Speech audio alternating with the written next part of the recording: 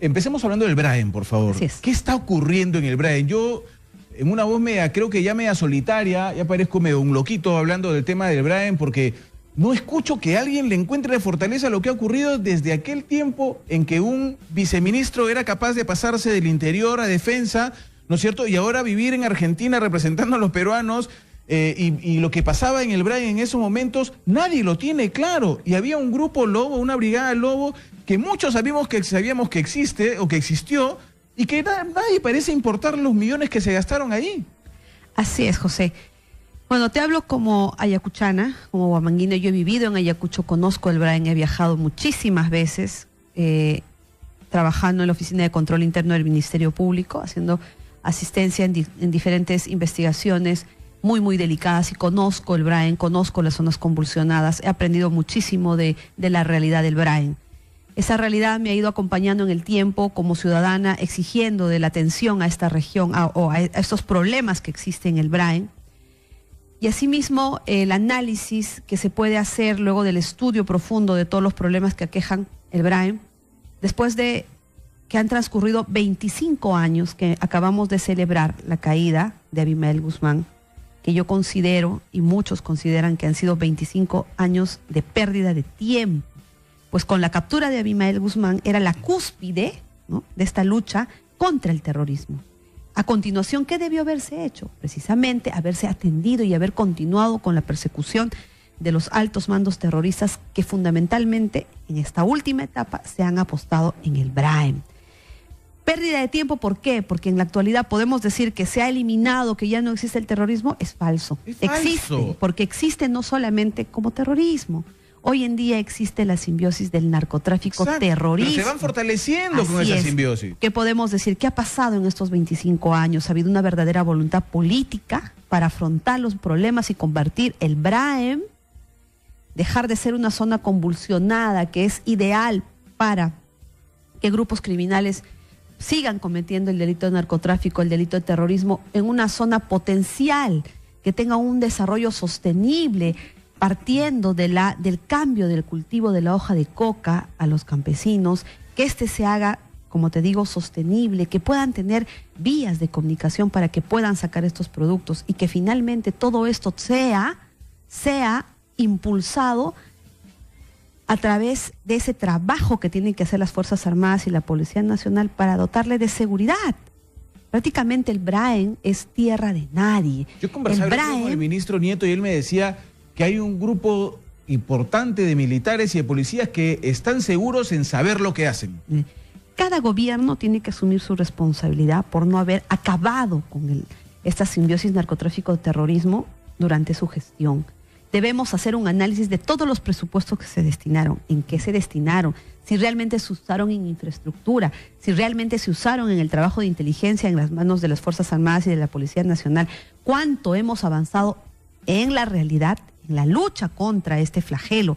Porque lo que ha sucedido en el gobierno pasado y se ha revelado con esta investigación importantísima a cargo de la congresista Luciana León como presidenta de la Comisión de Defensa es cómo se han usado fondos millonarios del Estado peruano destinados a inteligencia, tanto de la Policía Nacional como de las Fuerzas Armadas, que no han sido utilizados correctamente, que más bien nos han debilitado en la lucha contra esta simbiosis narcotráfico-terrorismo que viene en sí acompañada y fortalecida por la corrupción. Y se le quiso dar un involucramiento político con la señora Heredia y el viceministro Vega. O sea, yo pienso que esa es una etapa que debe continuar en una investigación para establecer directamente la responsabilidad y la participación de la señora Nadine Heredia. Pues la teoría del caso es que el señor Iván Vega, como viceministro, a quien le rendía cuentas realmente no era el presidente Ollantumala, sino a la señora Nadine Heredia. Este aspecto ha quedado todavía pendiente de cerrarse como investigación a nivel de la Comisión de Defensa, y espero que el Congreso en una siguiente investigación ahonde, porque eso se tiene que saber. Ahora, que en el Braen existan militares o existan policías o existan personal especializado que sepa qué es lo que está pasando, yo lo dudo mucho. Y lo vemos de manera concreta en una investigación desarrollada, como le digo, en el Congreso, que se ha establecido como fondos millonarios que debían servir para la instalación de cuarteles, de bases, para el sostenimiento de las Fuerzas Armadas, ha operado corrupción y simplemente el dinero se ha gastado, se ha ido en manos de los corruptos. Se han comprado cocinas que costaban 3.000 soles, que podían costar 300 soles a 3.000 soles. En un ejemplo, en el ámbito ya de las irregularidades propias, ¿no?, en las operaciones del BRAEN, en el tema del la lucha contra el narcotráfico y el terrorismo, ¿cuántos operativos han sido reales? Eso es importante. Lo que ha establecido la comisión. Perdóneme, congresista, que el otro día yo vi un documento de inteligencia y me quedé asombrado, porque según el ministro Vega había un terrorista del Cabecilla que había muerto, que lo habían acabado, y luego apareció siendo el responsable del asesinato de 2 policías hace muy poco. Así es. ¿Cuántos operativos fueron reales, José? ¿Y cuántos fueron montados no solamente para justificar fondos millonarios, sino también de pagos de recompensas, sino también para justificar ascensos que no eran merecidos y que por el contrario dejaron de lado a personal militar y policial de carrera que sí merecía continuar trabajando, que venía trabajando de manera sostenible y que fue dejado de lado y asimismo fue perjudicado en el desarrollo, en el ascenso de su carrera? Entonces, imagínate cómo somos vistos desde el lado del terrorismo. Un Estado que se roba el dinero que tiene que usar para combatirlo. Tenemos el cuestionamiento del asesinato de una menor llamada Soraya, precisamente cuando se hizo el anuncio de esta recuperación de los niños conocidos como pioneritos. Claro. Y luego en la investigación se llegó a conocer información que era una familia de agricultores, que ese operativo probablemente fue irreal, que incluso contó con la presencia de un fiscal que le dio una aparente legalidad que no tenía, y que hasta el día de hoy no se encuentra la explicación de la muerte de esta niña. Entonces, ¿qué nos revela? Otro tema muy grave, que mandos terroristas que se anunciaron como asesinados o que ya habían sido dados de baja, ¿no? Luego, incluso veíamos al ex viceministro Vega cómo hizo un anuncio público, cómo se tenía en el cuartel donde él anunciaba esta noticia, la imagen de un lobo en sus fauces con cadáveres que hacían alusión al terrorismo, anunciando la muerte de este terrorista. Durante un tiempo prolongado se dejó de perseguirlo y luego nos hemos enterado que este señor está vivo. Claro. Y que participó en el atentado. Entonces, ¿cuántos de esos operativos fueron falsos? Entonces, esa lucha contra el narcoterrorismo durante el gobierno del presidente Ollanta Humala, por lo menos en base a esta investigación, está probado que no existió, que fue una farsa. Además, y cómo nos debilitó en el tiempo. Yo me imagino que ustedes en la comisión han recogido declaraciones de quienes en algún momento estuvieron involucrados en que este participaron en los operativos, que fueron dejados de lado, que van desde fiscales hasta agentes especiales, informantes, que estuvieron en el lugar y que son testigos presenciales de todos hechos. ¿Es cierto o no que en esas declaraciones, yo he conversado con varios, quiero saber si lo dijeron de manera oficial, ¿es cierto o no que en esas declaraciones se reconoce que el señor Iván Vega se contactaba directamente a través de su BlackBerry con la señora Nadine Heredia?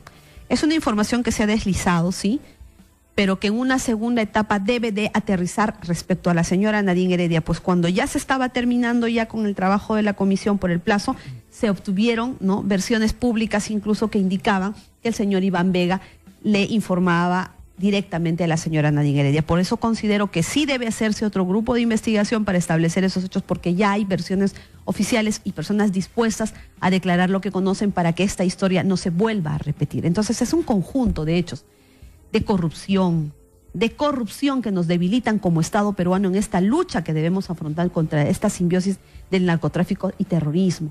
Por eso, José, permíteme anunciarlo, Exitosa va a ser un gran esfuerzo para poder abordar el tema del BRAEN, haciendo un programa noticioso los domingos al mediodía para que todo el Perú conozca el BRAEN. ¿Qué significa el BRAEN para el Perú? Lima y el Perú vive de espaldas a la realidad. Como tú dices, hay esfuerzos aislados por revelar lo que sucede en el BRAEN. Sin embargo, el BRAEN, y con lo que va sucediendo con tanto dinero que se va invirtiendo, pero que en realidad no sabemos si se está usando en el desarrollo de infraestructura, si realmente se está usando en el esfuerzo de cambiar el tipo de cultivo, que se está usando en esa voluntad política verdadera de que se erradique el cultivo ilegal de la hoja de coca, se pueda desarrollar de manera sostenible otros cultivos, se pueda desarrollar la región económicamente, en infraestructura, de forma tal que esa verdadera lucha contra el narcotráfico, terrorismo se dé. Tenemos que saber realmente en qué se está gastando el dinero de inteligencia. Solamente nos enteremos, José, cuando existen asesinatos. Es verdad. Pero ¿cómo los estamos enfocando? Solamente como asesinatos de personas de manera aislada. ¿Qué tenemos en el ministro Basombrío? La incapacidad demostrada. Pues lo único que hace es decir, comprometerse con la ciudadanía en que los va a capturar, en que los va a perseguir. No, cuando el ministro Basombrío dijo en el Congreso que tenía cosas más importantes que ir al Braen, ya yo me quedé simplemente como Condorito, no sabe lo que está haciendo. Simplemente no sabe lo que significa el Braen. Una barbaridad es eso. Si el Estado como tal no logra derrotar este flagelo de simbiosis narcotráfico, terrorismo, la seguridad de todo el Estado está en juego. El desarrollo económico del Perú es irreal en tanto el narcotráfico genera lavado de activos.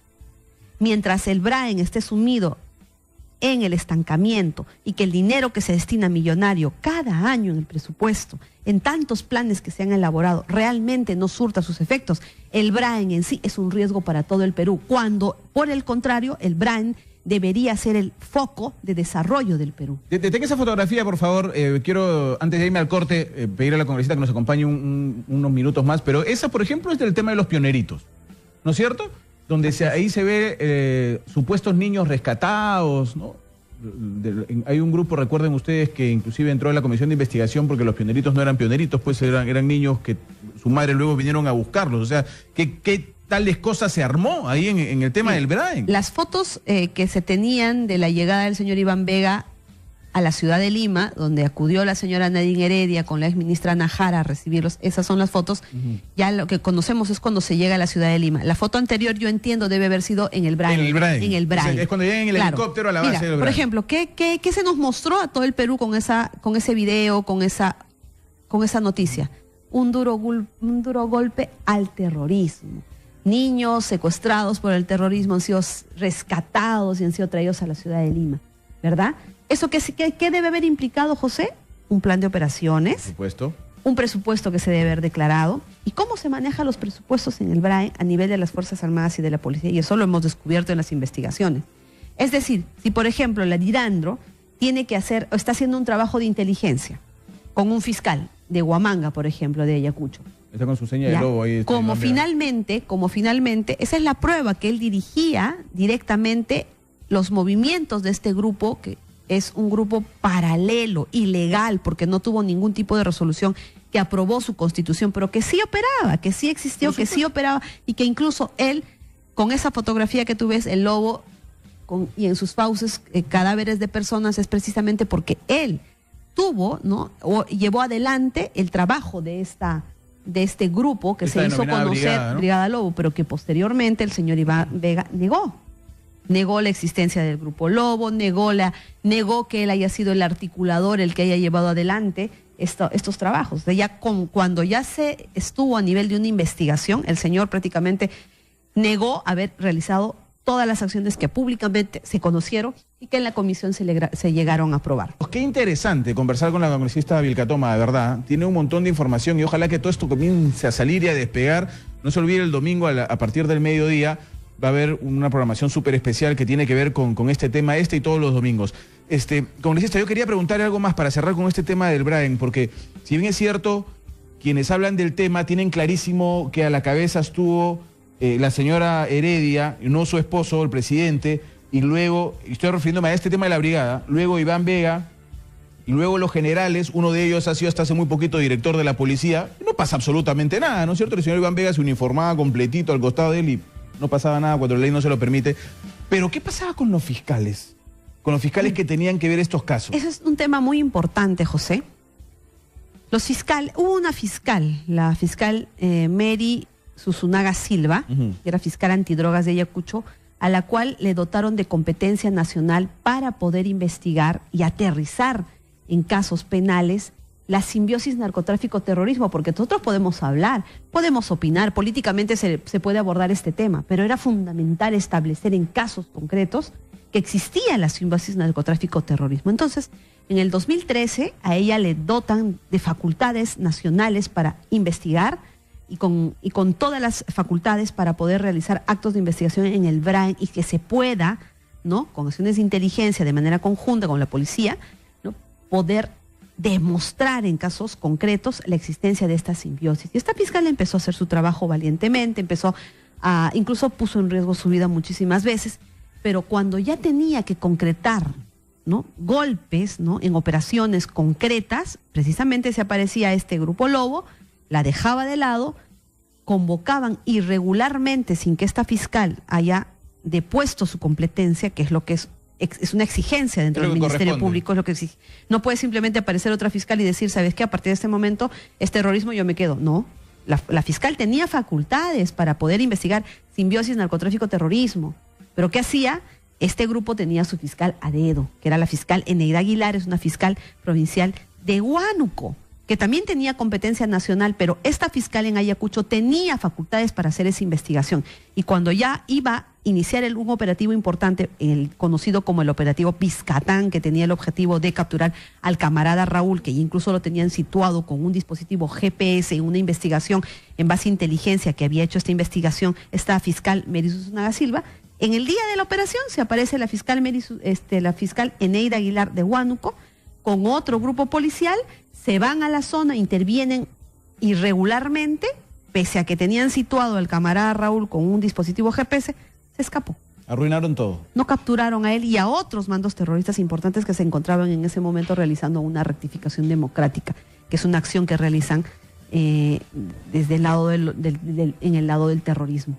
Entonces, acciones como esas se repitieron de manera reiterada, en el caso Camaleón del mismo modo. Entonces, tú preguntas y dices, ¿qué pasó? ¿Cómo es posible que una fiscal sea dejada de lado sin seguir el trámite correspondiente y sea otra fiscal que viene, irregularmente asume el caso, se lo lleva y cuando tú averiguas posteriormente, dígame a quién denunció, a quién formalizó, son casos que están archivados? Entonces, con estas irregularidades, ¿no?, que ahora son materia de investigación en Huánuco, personalmente he interpuesto las denuncias del caso, actualmente también son materia de investigación en la Fiscalía aquí en Lima. No, tú le preguntas a la fiscal y le dices, usted declinó su competencia, usted le comunicó telefónicamente a la fiscal para que venga, porque esos operativos incluso son secretos, ¿no?, para que venga y usted le entregó el caso. Jamás. ¿Quién nunca le dijo la llamé, a la fiscal Aguilar de nunca esta la operación? llamé, ni me comuniqué telefónicamente, ni le informé que requería su presencia, ni le dije que había declinado competencia. Jamás decliné competencia, simplemente como si fuera tierra de nadie, y a vista y paciencia del doctor Cubas Villanueva, la fiscal venía a Ayacucho, se llevaba el caso. Es más, habría que preguntarle cómo se enteraba ella, quién la traía, ¿quién la informaba del quién la caso? informaba. La fiscal era trasladada en aviones, en helicópteros, como anillo al dedo, para justamente darle legalidad a estas pseudo operaciones ilegales que partían al momento de que le quitaban casos a fiscales que sí realmente tenían la competencia. Hay que saber qué ha pasado realmente con la historia de los colaboradores eficaces. Si realmente los colaboradores eficaces que aparecen cobrando, ¿no?, en las planillas son los que realmente hicieron los trabajos, y cuántos colaboradores eficaces que sí hicieron los trabajos han sido abandonados a su suerte, no se le han pagado sus recompensas, no se les ha dado la seguridad que necesitaban y que hoy día su vida está en riesgo. O sea, es un problema que tiene varias aristas. Personalmente, José, déjame felicitar a Radio Exitosa, a la Corporación Universal, porque es la única radio que ha decidido afrontar este problema. No del BRAEM, ¿no?, para que sea conocido. No es un esfuerzo del BRAEM para ser conocido a nivel nacional, sino es un esfuerzo que se está haciendo desde Lima para conocer el BRAEM, pero que lo conozca todo el Perú. Exacto. Porque es un problema que no podemos darle la espalda, que no podemos seguir ignorando, porque es un problema que durante 25 años no se ha solucionado, no se ha superado, no hemos derrotado la simbiosis narcotráfico-terrorismo. Lo que nosotros necesitamos ahora conocer, y lo que quiere hacer este programa radial que se va a transmitir, es: queremos conocer el BRAEM.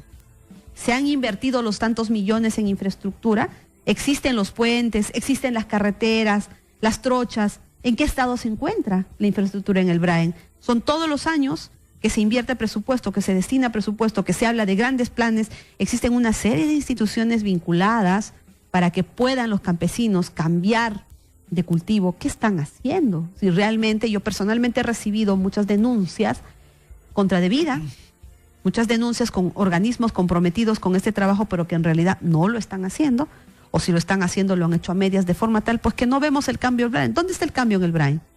¿Qué sabemos? Lo único que sabemos y nos alertamos es cuando hay un muerto, un asesinado, que ni siquiera se asume con responsabilidad. Tenemos, como te repito, un ministro que solo dice los perseguiremos, cuando él debería ser el responsable total, ¿no? de que ese tipo de muertes no ocurran. Entonces, ese es un esfuerzo que va a ser exitosa. Se van a invitar a todas las autoridades comprometidas, se va a invitar a los ciudadanos, se va a conocer de forma detallada sobre el desarrollo de las investigaciones de estas muertes que han existido realmente, para saber cuál es el esfuerzo que están haciendo, no solamente para capturar a los asesinos, sino cuáles son las políticas públicas reales que se han tomado y que realmente se están aplicando y que se están materializando en el Brain. Las muertes de los policías en el Brain revelan el fracaso total del ministro en ese Lo que sentido, se quiere es que todos los peruanos sepamos qué es el Brain, cuánto dinero se invierte y finalmente si es realidad o no esa voluntad política que hace mucho tiempo debe haberse tomado de manera verdadera para cambiar y poder derrotar esta simbiosis narcotráfico-terrorismo.